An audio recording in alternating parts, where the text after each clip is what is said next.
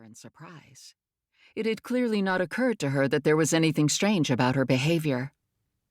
Of all Elvira's pupils, Maria was always the first to arrive and the last to leave. Even if her own lesson had finished, she would sit through all of Elvira's classes, hoping to learn something. She wanted to be the best singer that Elvira had ever taught. Now she looked crestfallen. "Did I embarrass you?" Elvira shook her head.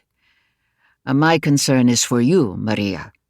A voice like yours must be looked after. It is a precious gift. Don't waste it singing in the snow. Right now, you are young, and you think that your voice will always do anything you want. I used to think that too, but it won't be like that forever.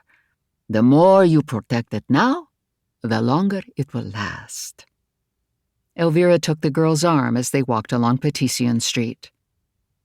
"You think you are invincible, and that I am making a stupid fuss. But I know what I am talking about. You must have patience, Maria." Maria nodded obediently, but Elvira could see she was not convinced, and she tried to think of a way to convince her. A display in the window of an antiques shop caught her eye. "Imagine an amphora, like the ones in the Acropolis Museum, filled with those gold coins." She pointed at the tray in the shop window. Maria turned her head to look. "That is your voice now. Every time you sing, you are giving away one of those coins. So spend them wisely, my dear, because once they are gone, there won't be any more."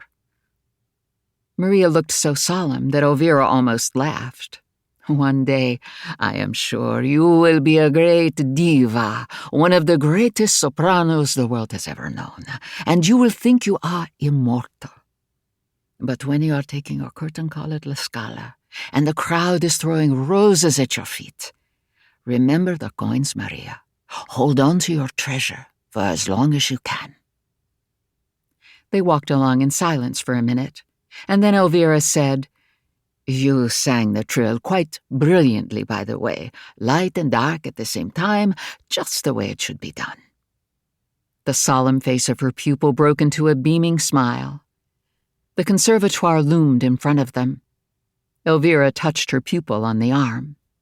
"Right, Maria. Time for class." Act 1.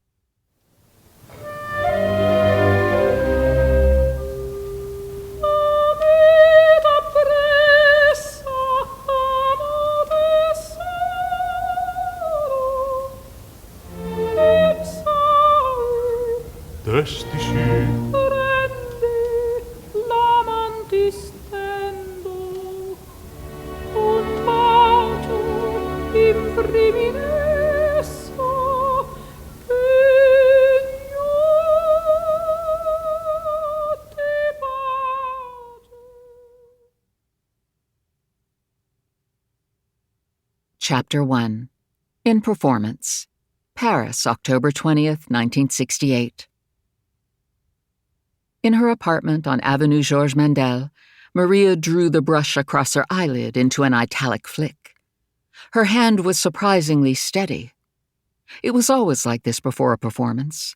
There would be nerves before, but once she sat down in front of her dressing-room mirror, she would become completely absorbed in her task, and the terrors would recede as she painted her face. The door opened, and Bruna, her maid, came in carrying a white fox stole. "I brought you this, madame, from the cave. It is chilly tonight." Maria nodded her thanks. She didn't ask Bruna why she had gone all the way to the cave when there was a cupboard full of furs just across the hall. She knew why her maid had made the extra journey. This fur had been a gift from the director Luchino Visconti after their first Traviata at La Scala. The other, more convenient furs had all been given to her by her lover of the last 9 years, Aristotle Onassis. "Will Madame wear the ruby earrings tonight?" Maria nodded. The bodice of her white satin gown was embroidered with red and gold crystal beads. The rubies would bring a little color to her face, which was pale despite her makeup.